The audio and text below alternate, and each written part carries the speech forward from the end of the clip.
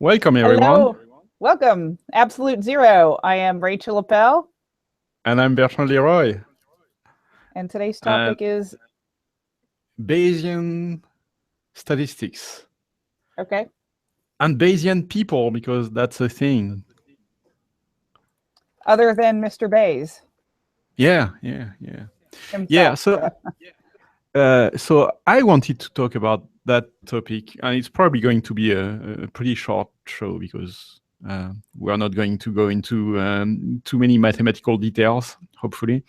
And so I wanted to have this show on this topic today because the other day I was watching a debate, and one of the guys debating uh, stated that he was a Bayesian, and that it's not extraordinary in itself. There are quite a few people who make that declaration, Okay. but it kind of puzzled me because I learned about the Bayes theorem in school, and for me, it has always been that neat theorem in probability that helps you calculate probabilities from priors and independent probabilities. So it's a very useful tool, but it seemed mysterious how you could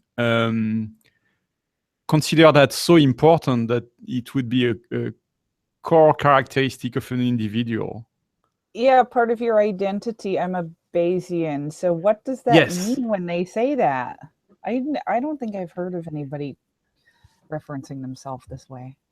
So exactly, that's exactly what puzzled me. So before we talk about that, we should probably explain what that theorem is about and how it's working and the kind of interesting results that it yields. The So prerequisites that people need. yes, and yeah. Um, so we've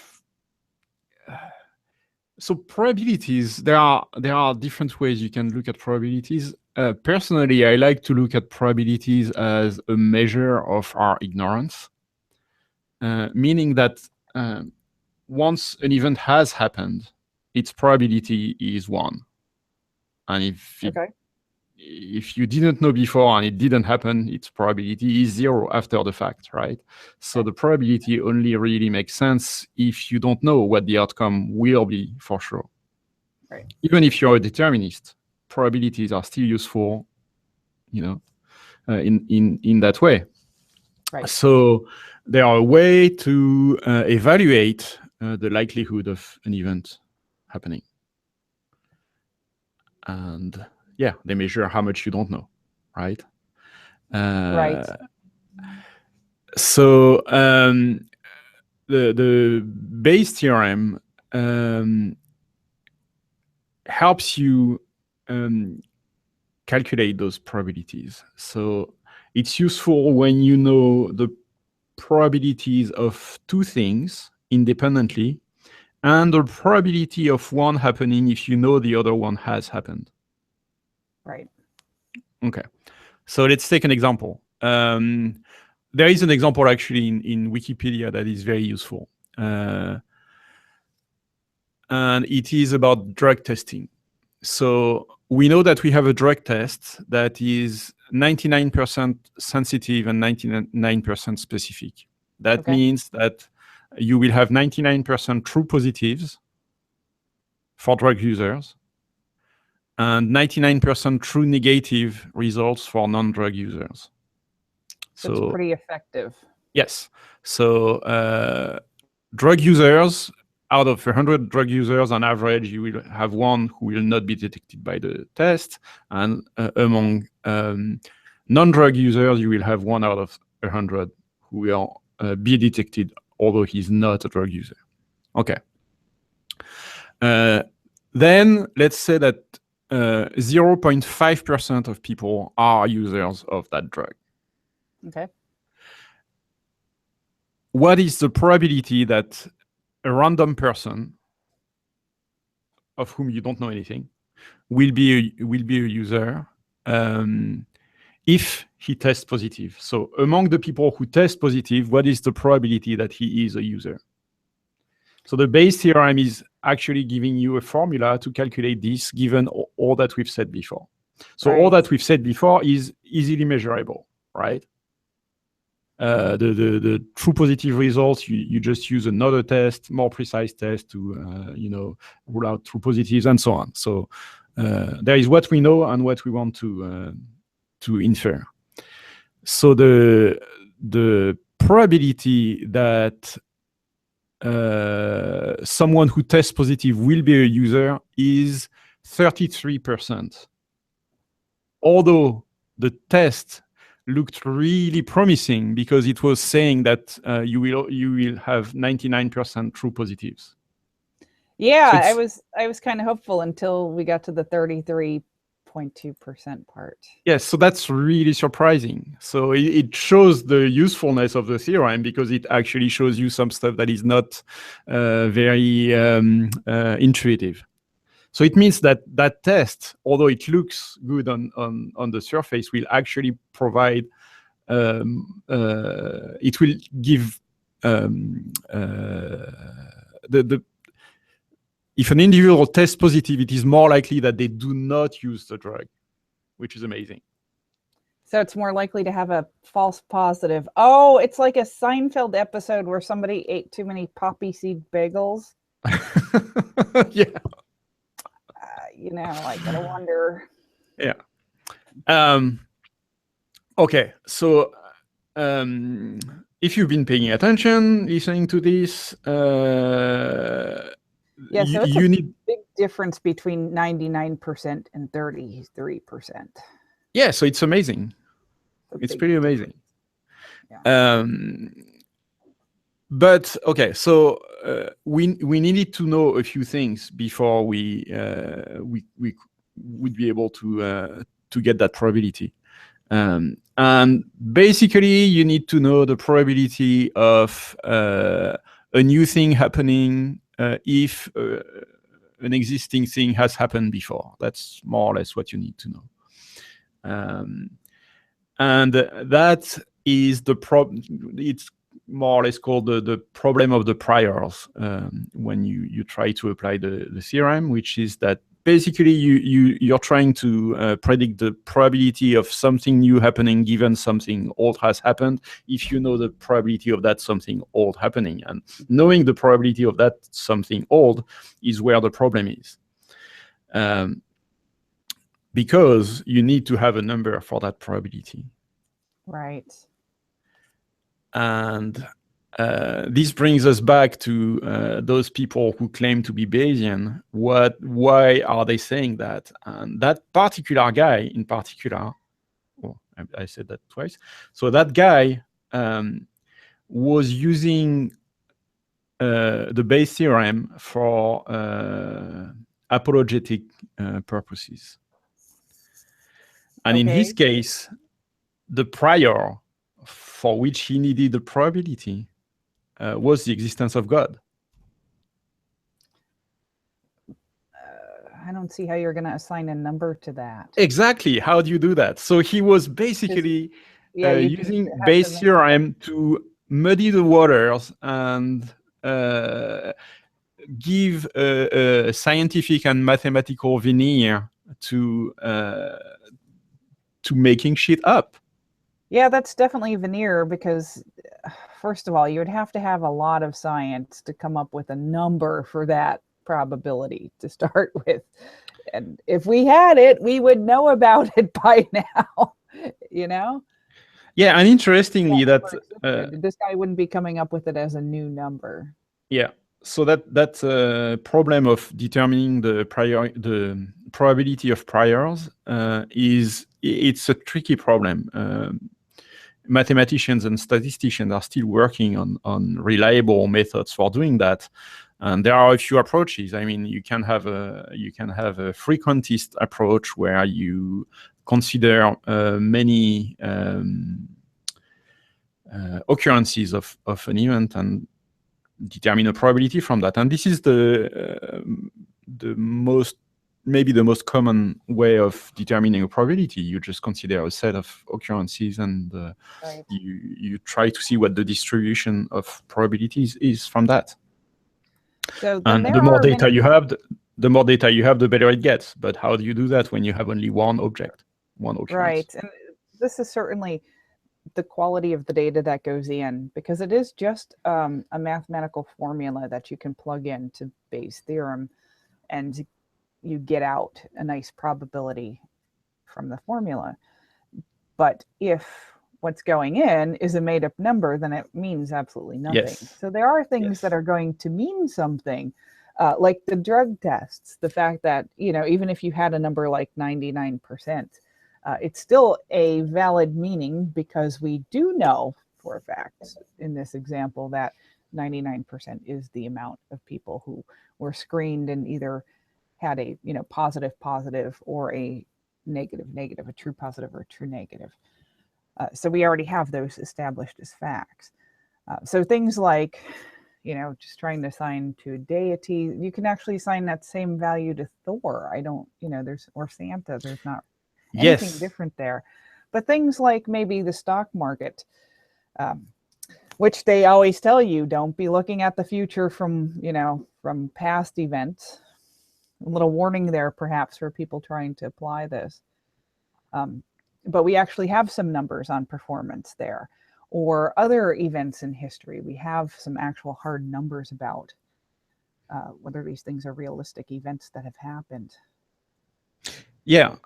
So among the many different approaches to determining prior probabilities, there is one that is easily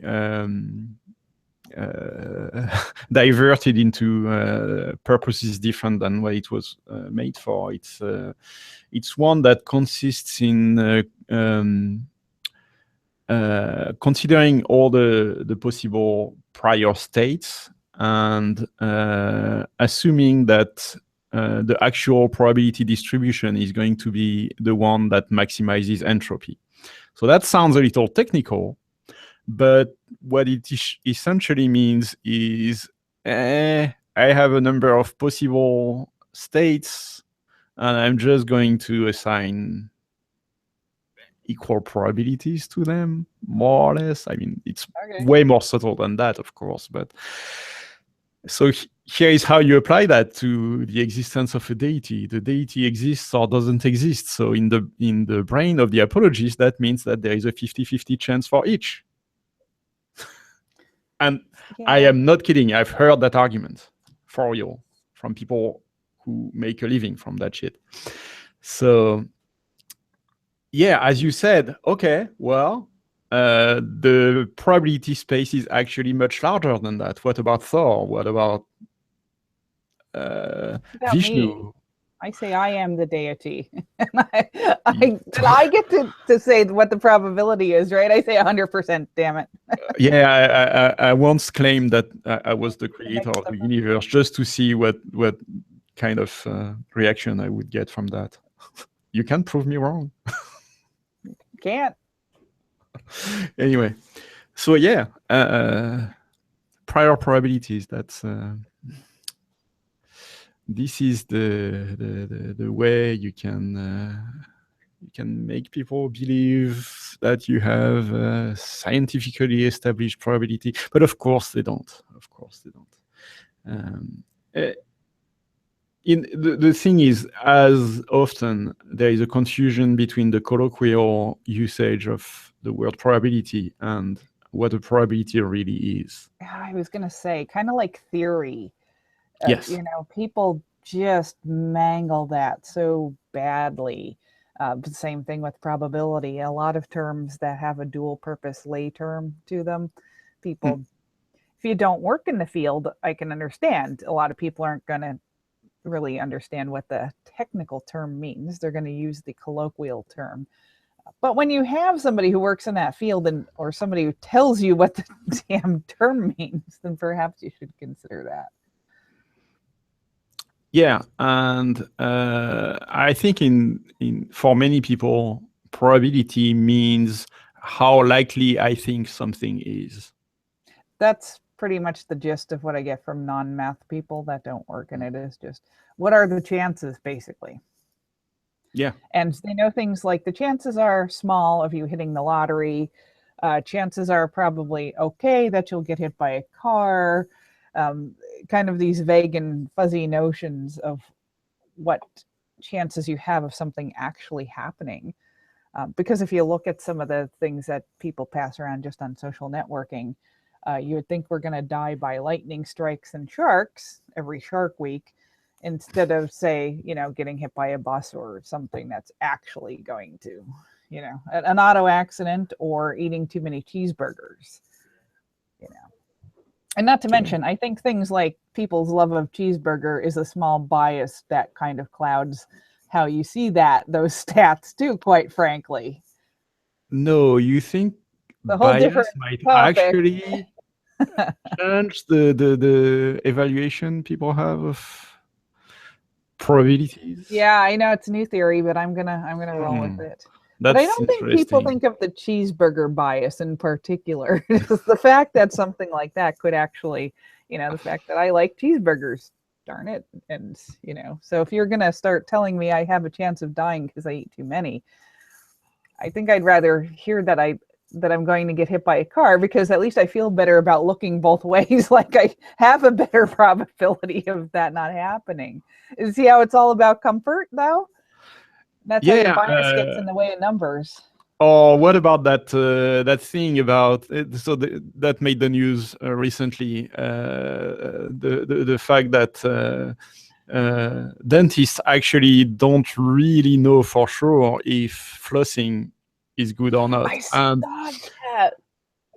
So it's basically saying, yeah, well, the studies are not that rigorous, the one we have, and we need more data, we need to do more science, and blah, blah, blah. Okay, well, yeah, that's a reasonable approach. And immediately everybody is going, yeah, I knew it, I never flossed and never had a cavity.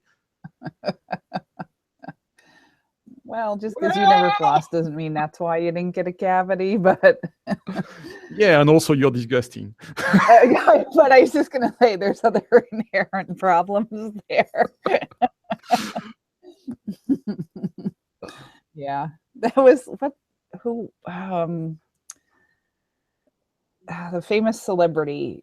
Damn it, a blonde female. A famous celebrity. Yeah, I narrowed it down. down. I thought you were talking about that famous guy that nobody knows, but no, it's a famous woman that everybody actually knows. She did the Dukes of Hazzard, the remake, the Blondie. What's her face? Oh, okay.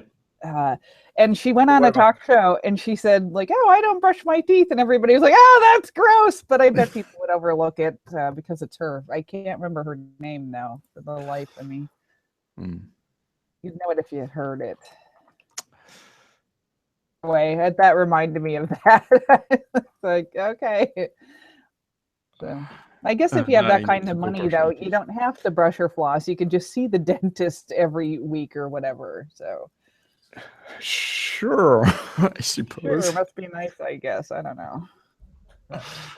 Okay, well, that's what I anything for lay people about. So when you're talking about what are the chances and probability, anything that they should keep in mind. Oh, yes, great idea. Well, there is the typical example, of dreaming that your uncle in South America dies, and then you receive a phone call the next morning, and your uncle from South America died. Yeah, that happens all the time, and it has to happen. The weird thing would be if that didn't happen. Right. And there is probably half a dozen biases that could be detected in that. One being that, if you're the one that sort of thing happens to, well, it looks very extraordinary. But when you look at the whole population, then the probabilities actually add up, and it's actually not so extraordinary.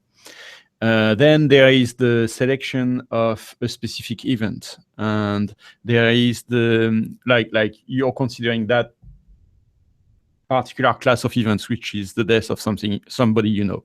But there might be other extraordinary events that happen to not happen. And then there is the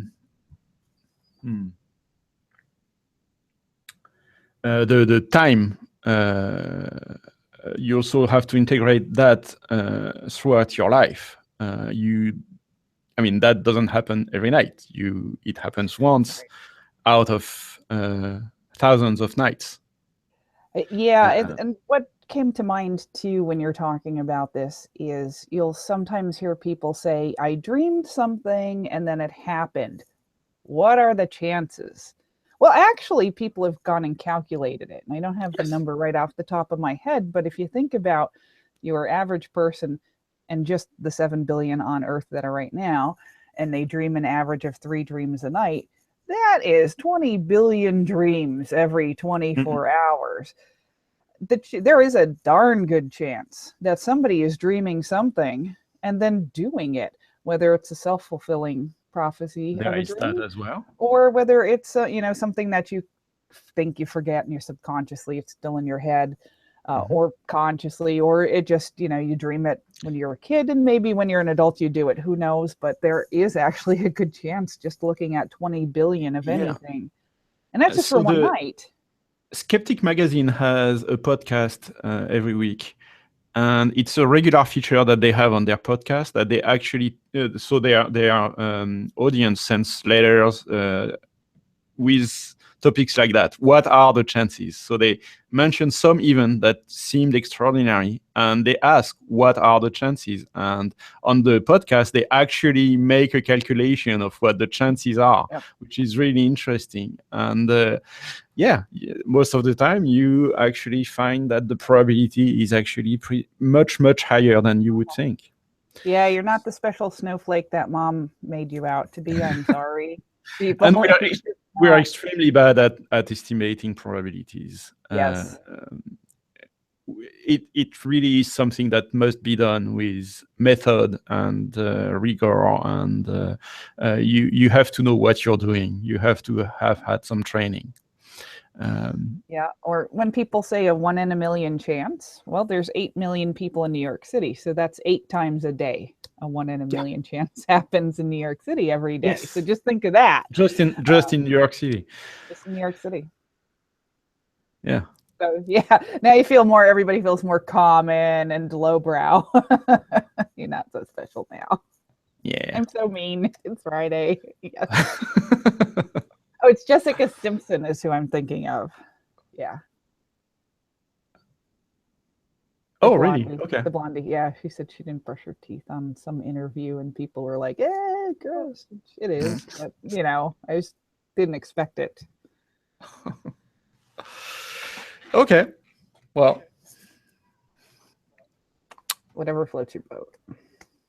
So, probability should be taught in school. Oh, it is. I'm pretty sure affording the toothbrushes and material is not the problem. Just no. Yeah. Just people are weird. Yeah. Okay. Well, that's what I had. All right. Till next week. Excellent. Next week or another week, we'll see. Or whenever. Didn't we have an idea for a topic next week as well? Yeah, I was supposed to ask somebody to come on a show and I forgot. So. Oh, yeah. There was that. Okay. Actually, another one I think we should do is maybe we should do a bullshit detection series. And we could Carl Sagan's bullshit certificate and stretch that out, because what I'm seeing today in today's headlines is that nothing has changed. Well, right, nothing has changed, and people are kind of idiots. So somebody went and took a picture in Scotland of a couple of seals in a large body of water and then said, look, a sea monster. And it's pretty clear. Yeah, just go Google Loch Ness, and then the first couple of hits that come up will be this. And you can see it's a seal and then 2 little seals behind it, and they're just jumping all at the right time, but you could see the seal's head in the first one. It's clearly a seal head. Yeah. If you have seen a seal before, you know that this is a seal head. But maybe the person doing the initial post was actually joking, and people took it seriously. Very possible, but it's also somebody who's one of the whiskey workers. So there's that. Yeah, need I say more? And it's Scotland, so it's a Scottish word. It's adding up, right? Yeah, but stuff like that. But people right away like, oh, this is the most clear photograph we have. Yeah, and it's still crappy and not really clear, and that should set off a warning flag. Stuff like that. Well, clear, but not in the way you mean. Right, not me get excited because it's an actual sea monster flag, and the let's be a skeptic about this flag, you know. But yeah, so stuff like that, and people are so easily, you know, just so very gullible about it. They see it and then right away, without any thought, without even just that little pang of a red flag going up and saying, oh, this is probably too good to be true, or just doesn't sound right. Like none of those little bells go off. Another one was, I thought it was lovely and patriotic sentiment, but there was one going around on September 11th about a sniper that hit like a whole line of ISIS guys from a mile away. It sounds fantastic, right? One of our snipers took out a whole bunch of ISIS guys on September 11th with one bullet. This is so perfect that it's probably not true. And now it showed up in the New York Post, which it's tabloid a little, but sometimes they have legit stuff there. So people were passing that around, but none of the other legit news sources picked it up. And you know darn well they would have picked that up. That kind of a story. Yeah, you can't not pick something that up, especially on September 11th, which was also kind of conveniently coincidental. Yeah, so let's do that. Actually, yeah, that's interesting. The thing about sources, and I don't remember Stuff from the top of my head set off little warning bells. Yeah, if that was in the baloney detection kit from Sagan at the time, but probably might be. But yeah, let's do that. Okay. Yeah. So cool. So that's what we'll do next time. So. Or next time, or whenever. All right. All right. Bye, everyone. Bye. See you next time.